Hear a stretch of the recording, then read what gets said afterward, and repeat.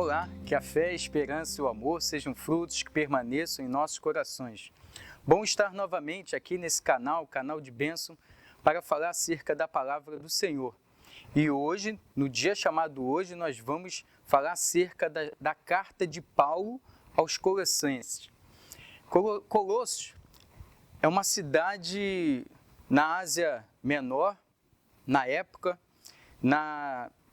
hoje é a Turquia asiática. Eu falo Turquia asiática porque a Turquia hoje é dividida em duas partes, né? Uma parte fica na Ásia, outra parte na Europa. E na cidade de Colossos, na época, ficava na parte asiática. Ela era formada ao redor do rio Licos e 3 cidades compunham aquela província: Laodiceia, Hierápolis e Colossos. Aquela região era uma região muito rica, mas na década de 40 houve um terremoto que devastou aquela região, sendo que Laodiceia, a cidade mais rica, se recompôs com maior rapidez e Hierápolis um pouco mais, e Paulo está escrevendo a Colossos, a igreja fundada ali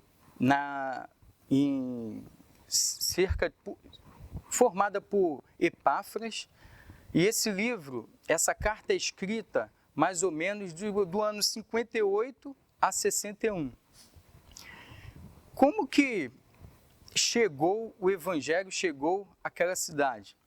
Nós descobrimos que não foi Paulo que fundou aquela igreja. Aquela igreja, Paulo não tinha nem passado ali pelaquela cidade de Colossos, muito menos Hierápolis, nem por Laodiceia. Paulo esteve, aliás, nós podemos comprovar isso no capítulo 2, versículo 1, que Paulo não foi o fundador daquela igreja. Colossenses 2, capítulo 1. Quero que saiba quão grande tem sido a nossa luta por vocês, pelo que moram em Laodiceia, e por muitos outros que não me viram face a face. Então nós entendemos que não foi Paulo que fundou aquela igreja, e sim Epáfras. Mas, falando um pouco mais daquela região, ela fica a 160 quilômetros de Éfeso. A importância de Éfeso para a divulgação do evangelho foi muito importante, porque Éfeso era uma cidade portuária estrategicamente escolhida por Paulo para dali, tanto que ele passou 2 anos, 2 anos e meio, 3 anos naquela cidade, propagando, fazendo discípulos, ensinando na sinagoga e em outros lugares, e ali ele foi criando discípulos. Um dos discípulos foi Epáfras. Nós podemos também comprovar indo em outra carta. Abra sua Bíblia, eu espero que você já esteja com a sua Bíblia aberta no livro de Colossenses, mas vamos voltar algumas páginas, alguns livros, chegaremos em Atos 19, capítulo 19, no finalzinho do versículo 9, diz assim: levando consigo, aliás, nesse capítulo vai falar de Paulo em Éfeso, e no finalzinho vai dizer assim, do versículo 9, levando consigo os discípulos, passou a falar diariamente na escola de Tirano. Paulo fez isso durante 2 anos, de modo que todos os habitantes da província da Ásia ouviram a palavra do Senhor, tanto judeus quanto gregos. Ou seja, como foi importante Paulo, na sua 3ª viagem, passar por Éfeso e ficar um bom tempo ali propagando a palavra. E olha, a palavra de Deus é bem clara, que todos ali na Ásia ouviram acerca da palavra de Deus. E não foi preciso Paulo em todas as cidades. Acabamos de ler no versículo que ele foi acompanhado por alguns discípulos. E ele foi formando discípulos, e esses discípulos voltavam para as suas cidades e ali edificavam algumas igrejas. Esse foi o caso de Laodiceia, Hierápolis e Colossos. Bem, já falamos um pouco da cidade, falamos até do terremoto que teve, que devastou aquela província. No entanto, dessas 3 cidades, Colossos era a mais a mais pobre daquela região. E como Paulo escreve a carta para uma cidade mais pobre daquela província, e de todas as cartas que ele escreve, é uma cidade de menor expressão, mas tem uma enorme importância teológica, doutrinária, a carta de Colossenses. Se você ainda não leu a carta de Colossenses, eu faço esse apelo a você. Leia, que fala muito aos nossos corações e dá ênfase muito à doutrina e teologia, e Cristo é o centro. Cristo é o centro, a carta fala de cristologia. Cristo é preeminência, Cristo é primazia, Cristo é o centro de tudo. A carta está naquela categoria de cartas prisionais. As cartas prisionais onde Paulo escreve. De onde Paulo escreve? De Roma. Paulo estava preso, numa situação um pouco mais confortável, vamos dizer assim, que era uma casa alugada, e que ele podia receber amigos e ali fazer algumas reuniões. Então, de lá de Roma ele escreve Filipenses, Colossenses, Efésios e Filemão. Partindo desse princípio, quando Paulo sai dessa prisão, ele escreve mais 2 cartas, que é Tito e 1 Timóteo. Já no segundo aprisionamento de Paulo, ele já preso numa masmorra, aí ele vai escrever a sua última carta, que depois, nesse momento, ele é morto, segundo a tradição, é decapitado, que escreve 2 Timóteo, dentro de uma masmorra. Mas nessa ocasião aqui de Roma, ele consegue receber os seus amigos. Daí, Epáfras funda a igreja de Colossos e surgem os problemas e ele deixa os colossenses e parte em direção a Roma. E aí ele leva o que estava acontecendo naquela igreja. Daí a importância e o motivo de Paulo escrever a carta aos Colossenses. A carta aos Colossenses ela tem uma ligação muito grande. Já falei com Efésios e também com Filemão. Por quê? A carta ela é enviada por Tíquico. E aí a gente pode provar isso também no capítulo 4, a partir do versículo 7. Acompanhem na sua Bíblia. Quanto à minha situação, Tíquico, irmão amado, fiel, ministro e conservo do Senhor, lhes dará todas as informações. Eu o enviando com expresso propósito de lhes dar conhecimento da nossa situação e alentar o coração de vocês. Com ele estou enviando Onésimo, o fiel amado irmão, que é da igreja de vocês. Eles contarão a vocês tudo o que está acontecendo aqui. Ou seja, Paulo escreve a carta a Filemão. Quem leva a carta a Filemão é Tíquico, e Paulo aproveita e leva a carta aos Colossenses. Por quê? Hoje nós temos a ideia de igreja em templos, grandes templos, né? Grandes ou pequenos templos, mas nessa época as igrejas se reuniam em casas. Então, a igreja de Colossenses, eles se reuniam na casa de Filemão. Então, uma carta pessoal, Paulo escreve de Roma a Filemão. E para o mesmo lugar, porque se a igreja se reunia na casa de Filemão e Epáfras era o líder, ou seja, o pastor daquela igreja, nada melhor do que fazer num frete só, não é mesmo? Então, Tíquico leva tanto a carta a Filemão, uma carta pessoal, tanto a carta aos Colossenses, já que ficava na mesma casa, que a igreja funcionava dentro da casa de Filemão. O que tratava a carta? Qual era o contexto da carta? O que estava acontecendo para que tivesse o motivo de Paulo se dirigir àquela igreja e alertar sobre alguns acontecimentos? Nós sabemos que Efésios se baseia, tem uma ênfase no corpo, ou seja, na igreja, falando sobre a igreja como um corpo.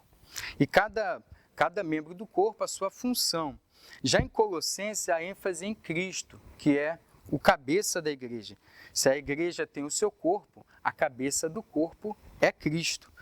O motivo da carta já parte de alguns pensamentos que estavam levando algumas heresias naquela igreja. 3 pensamentos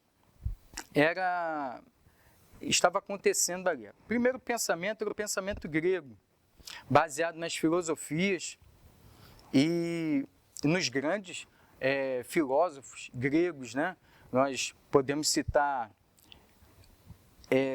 Platão, Aristóteles e entre outros, Pitágoras. Eles foram homens importantíssimos. Até as ciências têm como base a filosofia. No entanto, elas não podem ser ou não pode estar acima de Cristo. E até porque estavam os primeiros precursores, né? Aliás, os precursores do gnosticismo estavam rondando ali no 1º século, no qual eles vão fincar os seus pés tão somente no 2º século. Mas o gnosticismo que era baseado no conhecimento, na sabedoria, no qual era tudo isso, ou seja, os que estavam iniciando no conhecimento não tinha e não alcançaria o êxtase em relação a conseguir algumas coisas, a não ser pelo conhecimento. E o conhecimento baseado no homem, onde o homem era o centro de tudo. E isso estava entrando no seio da igreja, o pensamento grego. E também o pensamento judaizante, que ainda com seus rudimentos da lei, ou seja, se de um lado tinha o legalismo judaico, do outro tinha o pensamento liberal grego. E o terceiro pensamento, que não tem nada a ver com isso, que é o pensamento da eclésia, o pensamento da igreja de Deus. Esse é o pensamento em que Cristo é realmente a primazia, a preeminência está em Cristo. O primeiro, a excelência em Cristo. E aí Paulo escreve para combater tudo isso. Nós podemos ver que o autor foi realmente Paulo e um coautor Timóteo, logo no capítulo 1, versículo 1 e o versículo 2. Paulo, apóstolo de Cristo Jesus, pela vontade de Deus, e o irmão Timóteo, aos santos e fiéis irmãos em Cristo que estão em Colossos. Paulo, novamente, ele tem que dar ênfase ao apostolado dele, até porque ele está falando para pessoas que não viram Paulo, já que Paulo não foi aquele que fundou a igreja. Nos versículos seguintes, na sua Bíblia deve estar assim, ação de graça em negrito. Nós sabemos que essa parte da Bíblia é só para nos orientar. No entanto, ela não é uma parte da Bíblia que fala em relação ao Espírito Santo que colocou na mente dos escritores. Aí não. É uma parte só para nós nos basearmos. E do versículo 3 até o versículo 8, Paulo vai falar das 3 marcas da maturidade cristã, que é a fé, a esperança e o amor. No versículo 4, ele diz assim, ó, desde que ouvimos da fé que vocês têm em Cristo. O versículo 5 ele vai dizer assim, ó, por causa da esperança que está guardada para vocês no céu. Já no versículo 8, ele diz assim, o qual também nos contou do amor que vocês têm no Espírito. E voltando um pouco, no versículo 6, esse evangelho está produzindo frutos. Por isso eu, como bom imitador de Paulo, eu costumo nas minhas saudações dizer que a fé, a esperança e o amor sejam frutos que permaneçam em nossos corações, baseado aqui nos primeiros versículos da carta aos Tessalonicenses, aos Colossenses. Paulo dá prosseguimento, e aí a gente pode chegar no versículo 13, no qual ele vai falar da excelência de Cristo. E olha o que ele diz. Ele nos libertou do poder das trevas e nos transportou para o reino do seu Filho amado, em quem temos a redenção, a remissão dos pecados. Ou seja, foi Cristo que nos tirou do reino das trevas. Estavam debaixo das trevas, no meio de pecado, e Ele nos redimiu. Ele nos trouxe para o reino do seu Filho amado. E aí Paulo é bem claro quando ele diz assim, temos nele a redenção. Redenção podemos traduzir como resgate. Resgate, foi isso que Deus nos fez, nos tirou do reino das trevas, nos resgatou. Nós um dia nos tínhamos acesso ao Pai, e logo que veio o pecado, nós nos afastamos de Deus. Todos pecaram, destituídos estão da glória de Deus. E o salário do pecado é a morte. Então nós estávamos traçados, condenados à morte por causa do pecado. Então, através de Jesus, teve a redenção, ou seja, o resgate. Tem uma história que eu gosto de contar, que o menino construiu um barco junto com seu pai e chegou uma grande chuva, e eles vamos testar esse barco, e colocaram o barco na chuva, e aí veio aquela correnteza e foi levando o barco até um momento que eles perderam o barco de vista. E o barco se perdeu em meio àquela tempestade. Passado um tempo, aquele menino, passando em frente a uma loja, viu na vitrine o barco. Ele logo avistou e falou, esse barco é meu. E foi até o vendedor e falou assim, esse barco é meu, eu quero meu barco de volta. Aí o vendedor disse assim, ele pode até um dia ter sido seu, mas agora ele pertence a mim. Se você quiser, você vai ter que pagar. E aí ele voltou em casa, contou a história para o pai, o pai foi até a loja, identificou realmente esse era o nosso barco, e aí chegou para o vendedor e pagou, tirou o dinheiro da carteira e aquele pai pagou o preço e resgatou aquele barquinho. Essa história, ela reflete muito o que Deus fez por nós. Ele, para nos resgatar, teve um preço, e teve preço de sangue. E Ele resgatou você, resgatou a mim, mas teve um preço. O sangue de Jesus na cruz foi o preço da redenção. Paulo é muito feliz quando ele escreve esses versículos, ele segue no versículo 15. Jesus, Ele é a imagem do Deus invisível, o primogênito de toda a criação, pois nele foram criadas todas as coisas, nos céus, sobre a terra, as visíveis, as invisíveis, sejam tronos, sejam soberanias, quer principados, quer potestades. Tudo foi criado por meio dele e para ele. Ele é antes de todas as coisas, nele tudo subsiste. Ele é a cabeça do corpo, que é a igreja. Ele é o princípio, o primogênito dentre os mortos, para ter a primazia em todas as coisas, porque Deus achou por bem que nele residisse toda a plenitude, e tudo havendo feito a paz pelo sangue da sua cruz, por meio deles, reconciliar-se consigo mesmo todas as coisas, quer sobre a terra, quer nos céus. Esse é nosso Senhor, é Jesus Cristo, o primeiro, primazia. Tudo, sabedorias, conhecimentos, nada se equivale à presença e à soberania de Jesus. E Paulo vem a combater essas heresias que estavam surgindo no meio da igreja. Seguindo adiante, nós chegamos no versículo 8, ainda agora do capítulo 2. Capítulo 2, a partir do versículo 8. Paulo agora ele vai combater as filosofias que vinham com o misticismo e trazendo como fosse algo que colocasse Deus abaixo dos grandes filósofos. E Paulo diz assim, tenham cuidado, para que ninguém venha a enredá-los com a sua filosofia e vãs sutilezas, conforme a tradição dos homens, conforme o rudimento do mundo, e não segundo Cristo, porque nele, Cristo, habita corporalmente toda a plenitude da divindade. Também nele vocês receberam a plenitude. Ele é o cabeça de todo principado e potestade. E aí nós entendemos que é em Cristo e não devemos ter voltar os olhos tão somente para o conhecimento humano. Ele está falando, Cristo é o cabeça da igreja.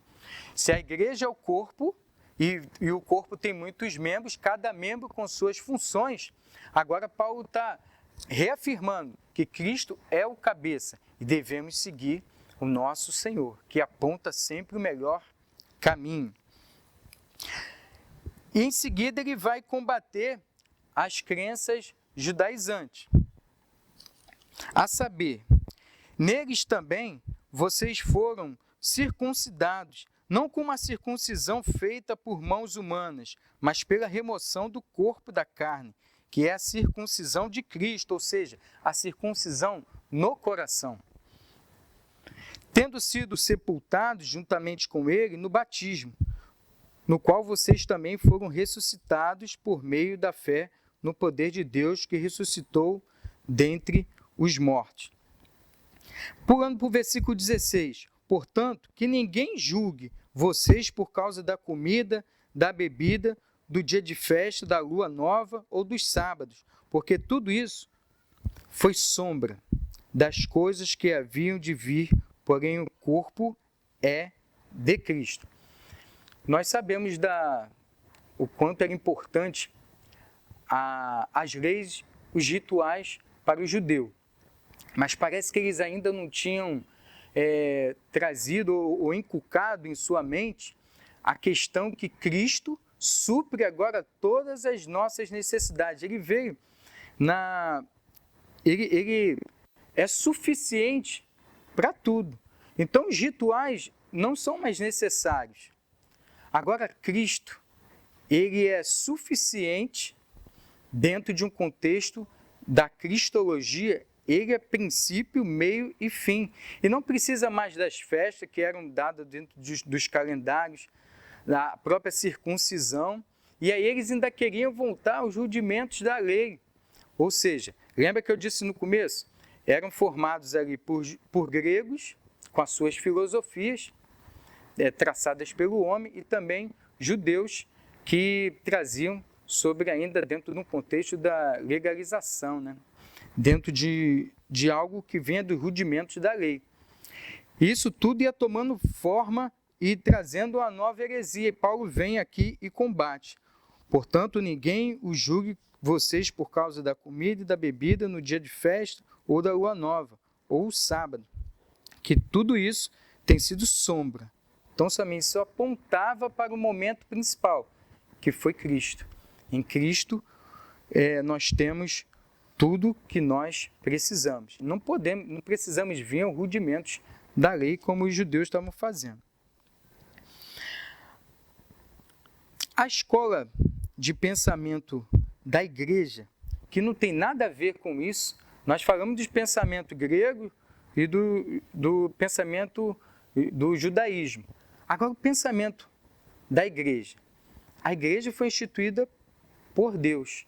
E aí fica bem claro que quando nós pensamos nas coisas do alto, nós entendemos que a igreja é uma agência de Deus aqui na terra, mas nós recebemos todas as instruções do alto. Por isso que isso toma conta dos nossos pensamentos.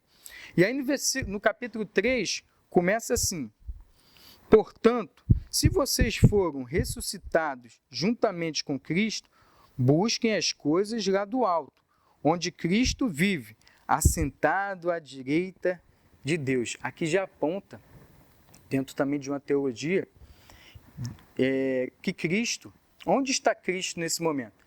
Cristo está à direita de Deus Pai, como disse aqui Paulo. Hoje, ele também está aqui através da pessoa do Espírito Santo. Então, Deus está no seu trono, Cristo está à sua direita, e hoje quem está conosco é o Espírito Santo. Sabendo que, dentro de um contexto da Trindade, Cristo está aqui também na pessoa do Espírito Santo. Busque as coisas lá do alto, onde Cristo vive assentado à direita de Deus. Pensem nas coisas lá do alto e não nas que são aqui da terra, porque vocês morreram e a vida de vocês está oculta juntamente com Cristo em Deus. Olha como é importante pensar nas coisas lá do alto. A escola de pensamento de Deus é a perfeita. Por isso que nós entendemos que os pensamentos precedem as nossas ações, como o grande estudioso diz, nesse sentido faz toda a coerência, tem toda a coerência. Porque se nós pensarmos os pensamentos que vêm do alto, nosso comportamento também segue o mesmo fluxo. Porque se falamos de alguns argumentos teológicos, agora vamos partir para alguns argumentos na prática. Os argumentos práticos, ele começa assim, no capítulo 3, versículo 5. Portanto, façam morrer tudo que pertence à natureza terrena, imoralidade sexual, impureza, paixões, maus desejos e avareza, que é a idolatria. Por causa destas coisas é que vem a ira de Deus sobre os filhos da desobediência. Olha Paulo aqui falando que devemos deixar a natureza humana, a velha natureza. E falou acerca de várias coisas aqui que são parte da natureza humana, parte da velha natureza. Eu vou destacar aqui a palavra paixões. Paixões, nesse sentido bíblico e nesse sentido desse texto, quer dizer tudo que nos controla. Tudo que tira a nossa consciência, tudo que vem a nos controlar são as paixões. Isso faz parte da natureza humana. Lembra que logo nós estávamos falando do pensamento do alto? Os pensamentos que vêm do alto é que conduz o cristão, é que conduz a igreja. Então, dentro desse princípio, na prática, temos que fugir também das paixões.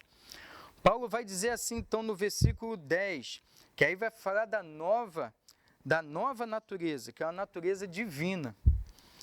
E se revestiram da nova natureza, que se renova para o pleno conhecimento, segundo a imagem daquele que o criou.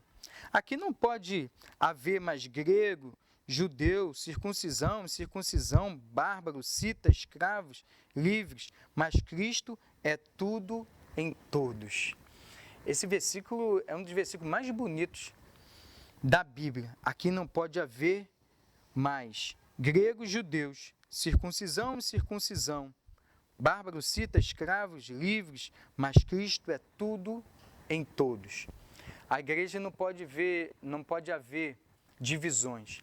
É o único lugar ainda no mundo que a pessoa chega e ela é tratada da mesma forma. Todos são tratados da mesma forma. Se isso não acontecer, tem alguma coisa de errado e algumas coisas precisam ser revistas.